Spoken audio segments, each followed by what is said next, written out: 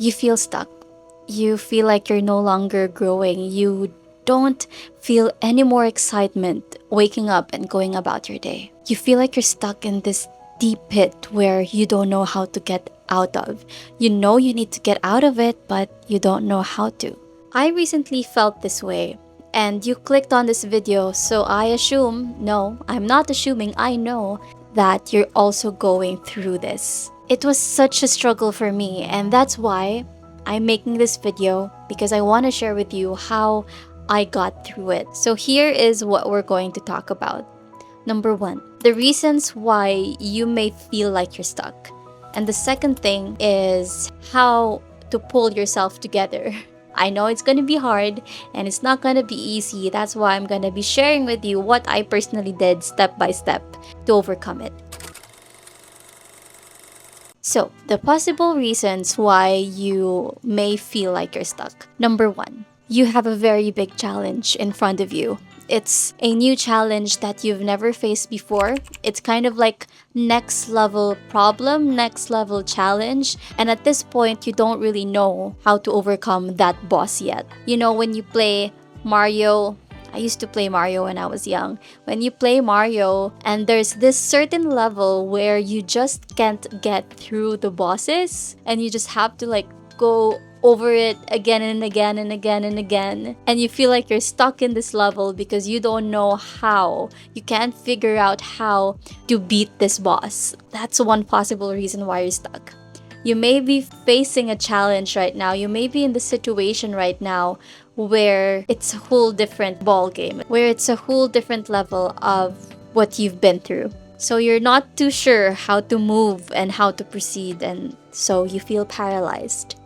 Second reason why you may feel like you're stuck is because you have already achieved what your past self has set as a goal. You have already reached the destination where you wanted to be. And you may not realize it, but that's actually so unhealthy. Because what ends up happening is you no longer have a direction where you're working towards.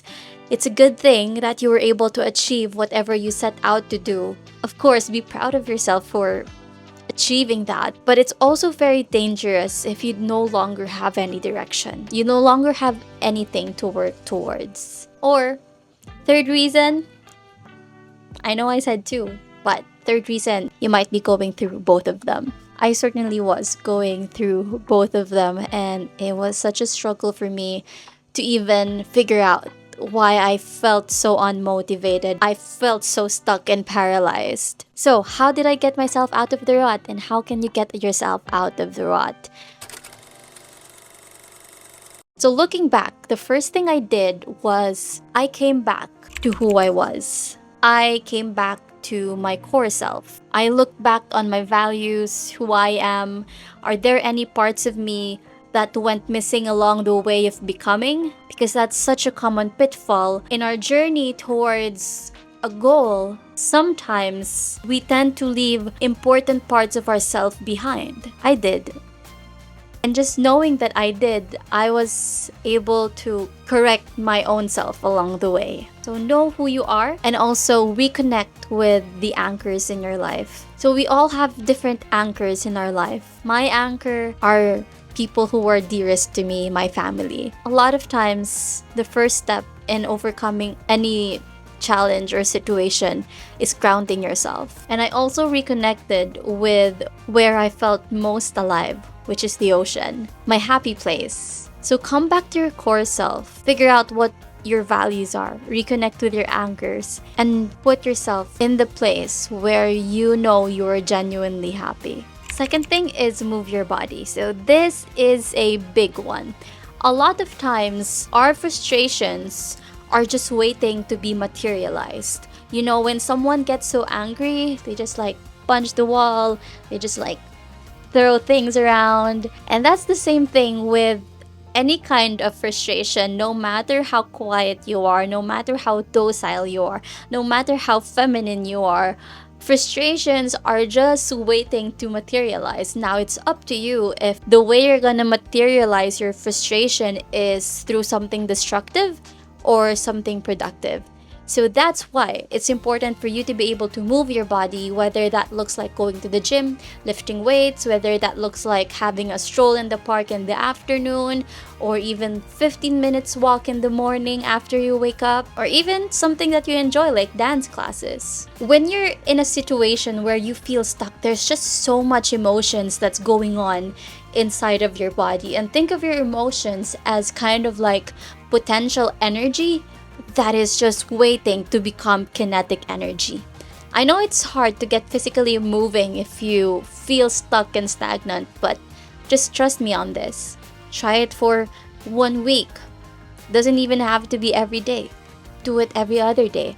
Just go out there and just walk for 15 minutes, clear your head, materialize your frustrations, run if you have to, sprint if you have to, carry that big weight if you have to. Now, the biggest contributor for me getting unstuck is journaling. Now, I know some of you might not be the journal type of person, but just listen up, because I am not talking about journaling like the Pinterest journals where it's so perfect, it's so clean, it's so aesthetic. That is not the kind of journaling I'm thinking or I'm talking about. The kind of journaling I'm talking about is the messy type of journaling, the this is my safe space, I do whatever I want journaling. Journaling is such a helpful way to self-reflect and be more self-aware. I used to not like journaling too, because I thought there was like a rigid structure that you need to always follow when you journal. But journals are just outpours of your mind. And I know it's hard to journal if you've never journaled before. So here's guide questions to guide you in journaling. These are exactly the questions I ask myself whenever I am trying to overcome a challenge, whenever I'm trying to overcome a barrier in my mind. So there's no rule to answering these questions or writing in your journal, but one rule.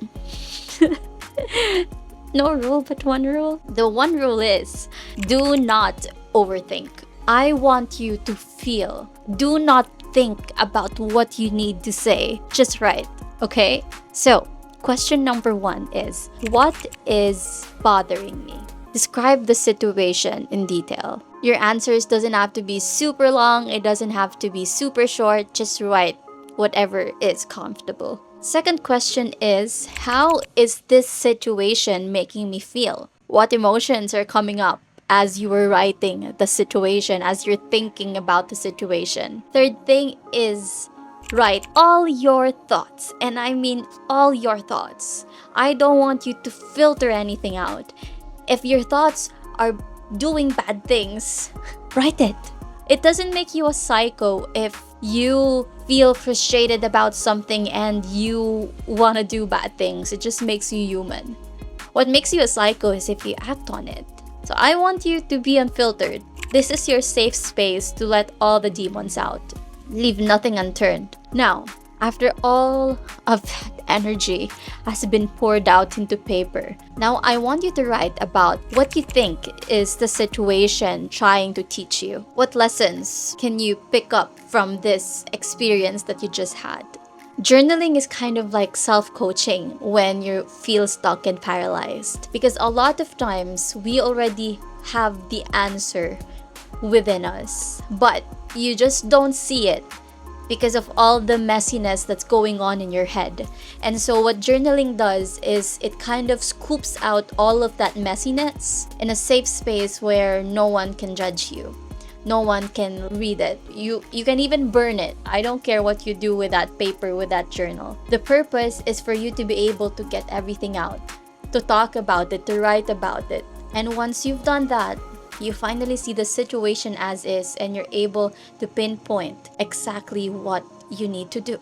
Sometimes it takes more time to get to you, but trust me, once the messiness is all out, it's easier for you to think. And number 4 is pray or meditate. I pray and I also meditate. What makes us human is our spirit. And so a lot of times when we feel stagnant, when we feel stuck, our spirit is also so you also need to take care of your own spirit. So I know it's not easy to feel like you're stuck or feel like you're paralyzed. It does feel suffocating. It feels paralyzing. I don't know how many times I've said that word, but that's just the reality of it. It does feel paralyzing. But I also want to remind you of how capable you are. Girl, you've gone through tough things in the past. I know, because if not, you won't be in this video trying to figure out solutions to how you're feeling now.